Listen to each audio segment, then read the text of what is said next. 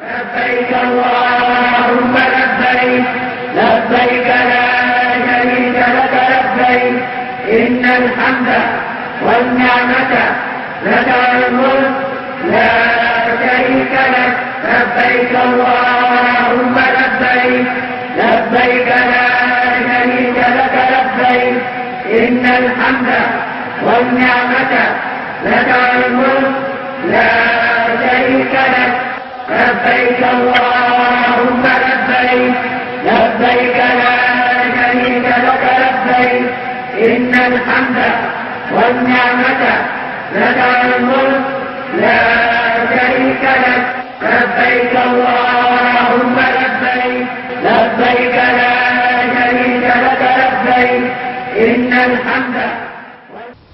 Assalamu alaikum wa rahmatullahi ta'ala wa barakatuhu. Welcome to another edition of the program As You Answer the Call. I am Fatima Umaru Hadeja. Tonight on the program, we are focusing on the various components that make up the Hajj fair. What are these components? What goes into determining the cost of each item in the component by NAHCON? Our Spotlight segment will provide answers to these and other questions. Also coming up are our regular segments of the program.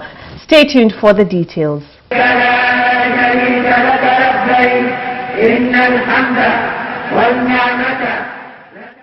Thanks for being there. We begin the program with the news diary as presented from our studio.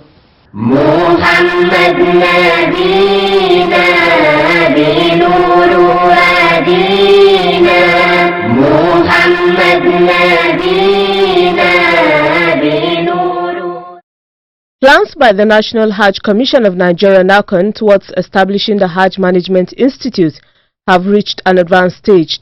Towards this end, the Commission has been meeting with the relevant stakeholders to fashion out ways for its takeoff. NAHCON is partnering 3 universities for the actualization of the program. The universities are Ahmadu Bello University Zaria, Bayero University Kano, and Qura University Makkah. At a meeting on Thursday, the 6th of February 2020 with the management of Ahmadu Bello University, led by its Vice-Chancellor Professor Ibrahim Garba, outgoing NAHCON Chairman Barrister Abdullah Mukhtar Mohammed and his successor Zikrullah Olakunle Hassan discussed the nature of the partnership. You also have the informal sectors of ulama who are engaged in teaching pilgrims at the local level, but also they don't have the current knowledge of Hajj. So they need all their potential students of this program. We have known about Hajj in terms of billions that can generate, that it's still generating. It means that it has certainly become a profession. When functional, the Hajj Institute is expected to instill professionalism in the conduct of Hajj in Nigeria and beyond. Last year, a similar meeting was also held at Hajj House Abuja between NAHCON and officials of Bayero University Kano. A range of issues relating to the proposed institute were discussed. So many things that we do, you have institute of that, institute of this, institute of this, institute of that. And if you analyze, you will see that they are not as big and they are not as demanding as Hajj. But they have programs lined up for people to have certification even to do that. So I am of the strong belief that Hajj cannot continue to be run and managed as an open for all business. I assure you that whatever we can do to assist, we will, and in particular in the issue of running the academy, whatever it takes, the university will provide whatever is required to ensure that this capacity building for both the staff, the intended pilgrims, whatever, that will provide whatever facilities is required to ensure the success of that. The idea to have the Hajj Institute was conceived by the third board, with the incoming chairman promising to pursue the idea to logical conclusion.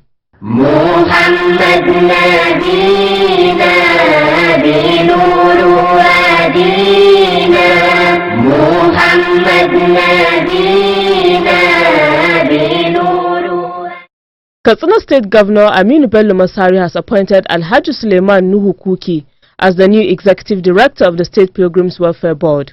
While presenting the appointment letter to the new director, the secretary to the state government, Mustafa Muhammad Inwa, said the appointment was made on merit and in recognition of his dedication to duty.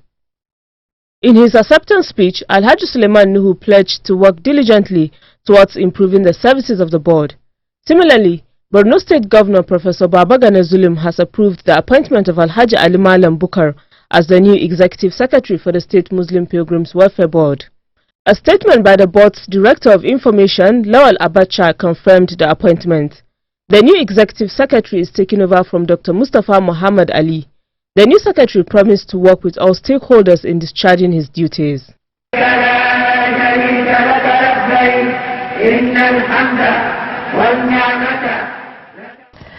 Alhamdulillah. If you are just tuning in, the program is As You Answer the Call, a public enlightenment presentation on the activities of the National Hajj Commission of Nigeria, NAHCON.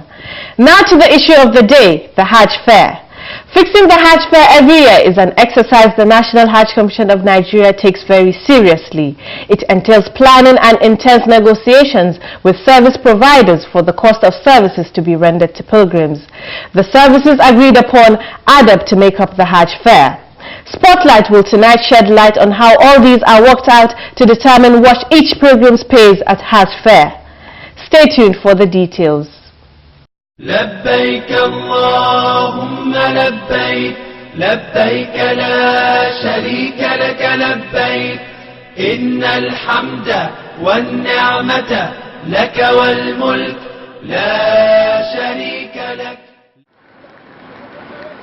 Embarking on the Hajj entails pilgrims enjoying certain services in order to perform the Hajj rites comfortably. Some of these services are rendered by Saudi agencies, while some are handled by Nigerian officials. For transparency, NAHCON manages and computes these services in its Hajj Fair components.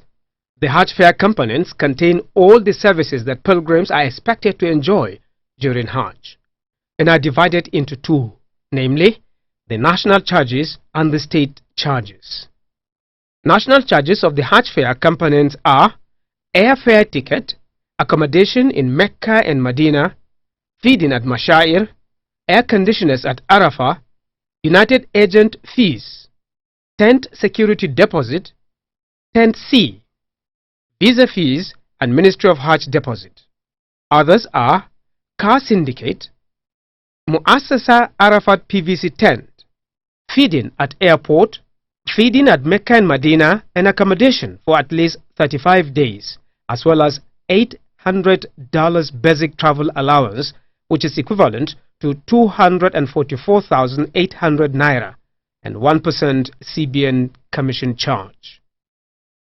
There are also administrative charges, development levy, and suitcases.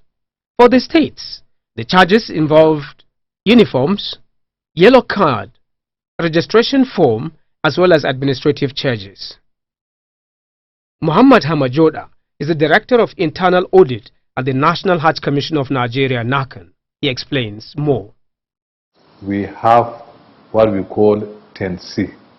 10C, this is the beddings, the carpet whereby the mattress is placed on, the bedsheet, the blanket, the pillow, the pillowcase. All this is aggregated to serve as 10C. And also you have refundable deposit that we collect from the pilgrim. At the end of the Hajj, we return it to them. We have 5 Riyal 10 security deposit. This is a deposit collected by the commission from the pilgrims. In case of any damage of tent in Mina Arafah, then the commission will pay for that damage. But if there is no damage, at the end of the Hajj, the commission will refund that money to the pilgrim.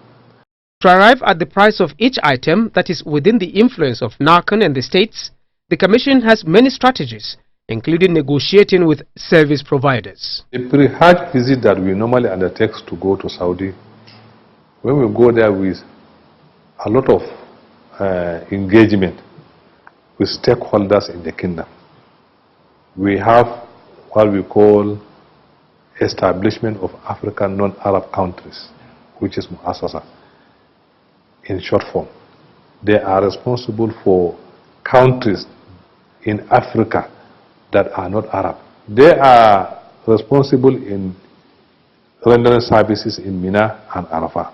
We normally have meeting with them. What is the plan? What is the arrangement? How is our tent going to look like? What they have, what we agree, is it there on the ground? When we move to Medina, we call Adilla. Adilla, they are responsible for houses. The contract we enter, the houses pilgrims stay. They are the people coordinating that housing arrangement with the owners of the houses. When we go there, we now liaise with the owners of the houses. We want to take rent from your houses. What houses do you have? They will give us a list. Then we'll go together with them to inspect these hotels. By the time we inspect, we have our template of inspection. Has 45 items. Checklist. By the time we certify this hotel is okay, then we'll come back to our hotel. We will invite the owner of the hotel. We have seen this hotel is met our standard. So how much are you going to pay for per pilgrim? The Commission also negotiates with the airline managers as well as other service providers such as hotel owners in Mecca and Medina. Food and transport contractors are also involved. The negotiation start is this. The component of the food, the menu. You have enough quantity of rice, semo. Then, if it is chicken, that chicken must be provided half Mr. A, the other half Mr. B. Then you have water, and that water is not 30 cl, 40 cl, 50 cl or 60 cl. Our own recommended water to be provided for an adult after he finished eating to drink and become certified is 75 cl. Then he should also provide either fresh fruit like orange, apple or banana. Other items in the package are fixed by Saudi authority and cannot be negotiated. The only one we can negotiate and renegotiate is the feeding as well as accommodation. So, but all other prices there is fixed. And before they fix it, they have already brainstormed and made a research before they come around this price. That this price is not only applicable to Nigeria, it's applicable to everybody in the world that wants to go to do Hajj. Similarly, defending each component of the Hajj fare is a policy introduced by the Commission as part of its reforms to ensure transparency in Hajj administration in Nigeria. To see how reasonable, how affordable that the Hajj fare will be. So that this is what necessitates defending of your Hajj fare. When you come, you defend the local component. If you say the admin charge is 3,000, what are you going to do with the admin charge is 3,000? To impact on the pilgrim. He will not be able to explain to us. He would buy, the government doesn't give him kobo to run the office. He has to buy papers. He has to have internet. He has to print the visa, the pilgrim visa. One thing that is obvious when announcing the Hajj fare is the difference in the amount to be paid by prospective pilgrims from one state to another. Why is this so? One is the cost of flight ticket. We have 3 flight ticket differential. Any pilgrim that is Taraba, Adamawa, they are taken off in Yola. Yobe, Borno, they are taken off in Maiduguri. Because their proximity to Saudi, in the negotiation with the airline, the Commission normally agree, let's say 1,500 as dollar as per last year. Southern state, 18 southern state, $1,600 because the flight hours, the minutes you spend if you took off from Lagos to Jeddah, it's not the same thing if you take off from Abuja to Jeddah. It's not the same thing if you take off from Yola to Jeddah. That's what the disparity of the Hajj fare. And again, another disparity. Adamawa State accommodation in Makkah, let's say, is 3,000 riyal. But Taraba accommodation in Makkah is 2,500. So automatically, they pay the same air ticket, but because of disparity of the accommodation, so the cost of air ticket for Adama will be higher than Taraba, difference of 500 riyal, because best price of Adama is 3,000 riyal, best price of Taraba is 2,500, so difference of 500 riyal. That's what will be the disparity. The payment for hadaya or animal sacrifice is optional, as this is determined by the type of Hajj a pilgrim intends to perform. Also, for 2020 Hajj, the 2,000 Saudi riyals paid by those repeating the Hajj is not reflected in the package. Why? But in 2020, they said there's no 2,000 Saudi riyal for repeat Hajj. But what was replaced with 2,000 Saudi riyal is visa fee, 300 riyal. So that 300 riyal is visa fee. It's applicable for Umrah visa. It's also applicable for Hajj visa. Measures have been taken by NAHCON to ensure that all services paid for are adequately provided to pilgrims. And where there is a default, the Commission intervenes to recover the money and refunds the affected pilgrims. MashaAllah, you are still watching as you answer the call. Coming up next is Making the Hajj.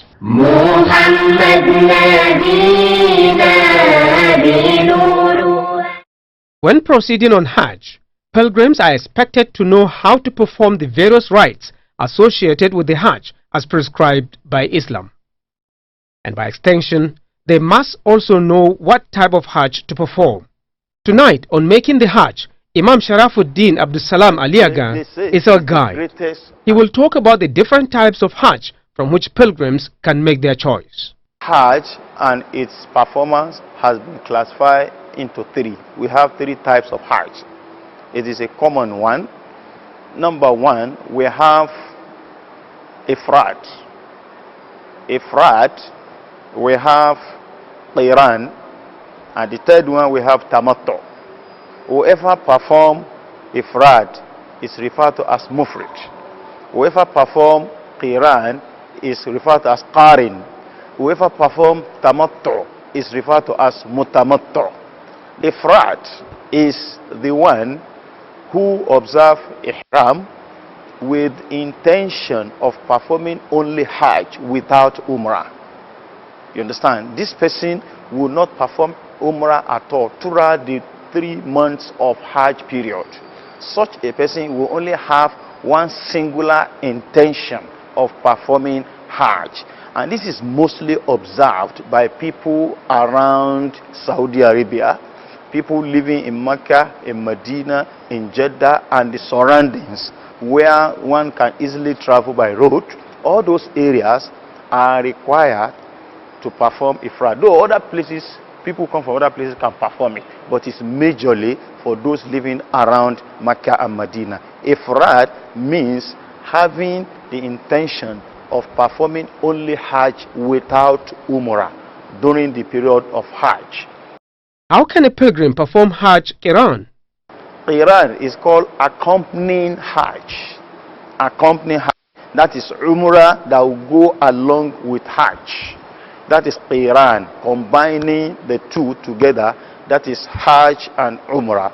So at the Miqat, where every pilgrim is required to observe Ihram, such a person will have the intention of performing both Hajj and Umrah at the same time.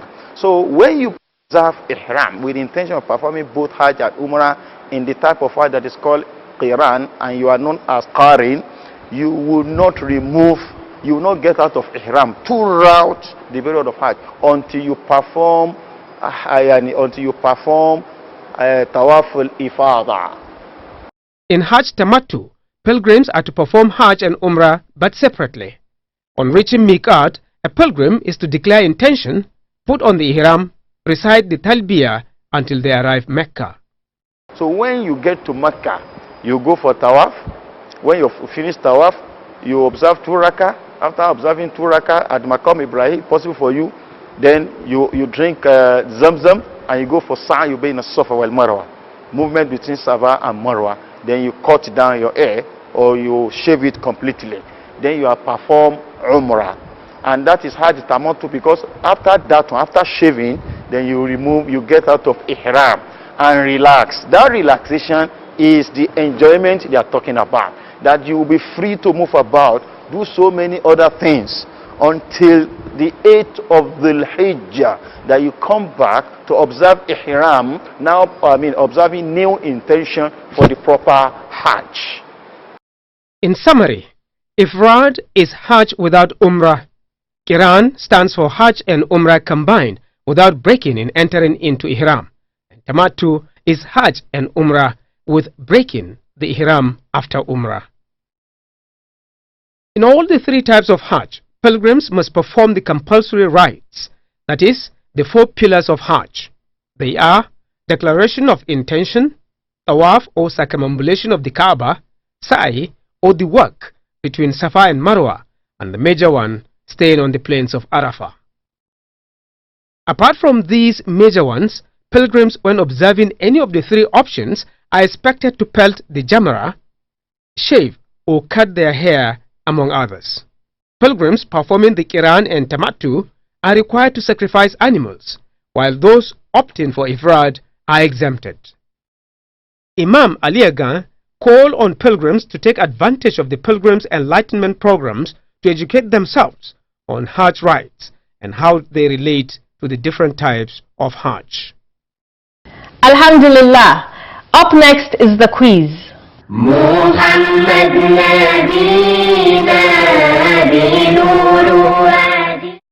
Welcome to the quiz segment. Our last question on the program was, mention 2 acts that differentiate Hajj Ifrad and Hajj Tamattu'i. The correct answer is, Tamattu'i is Hajj and Umrah and Ifrad is Hajj alone. Animal sacrifice is recommended in Tamattu'i, while in Ifrad it is not recommended. The winner is Sharif Malam Fugu from Gubio, Borno State. He provided the answer ahead of others. Sharif Malam Fugu will be contacted on how NAHCON will reach him with the prize he won. A quiz winner will get 25,000 Naira cash prize. This is part of the NAHCON's effort in social investment in Nigeria. For this week, the question is, what is the actual or symbolic kissing of Hajarul Aswad or the Black Stone called? I repeat, what is the actual or symbolic kissing of Hajarul Aswad or the Black Stone called? Text your answer to the number shown on your screen. The winner will be the first person whose correct answer is received. All answers should carry name and location of sender. Good luck and happy viewing.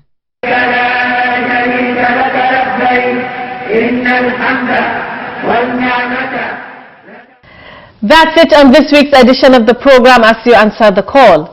Join me same time next week for another package. Good night and thank you for watching.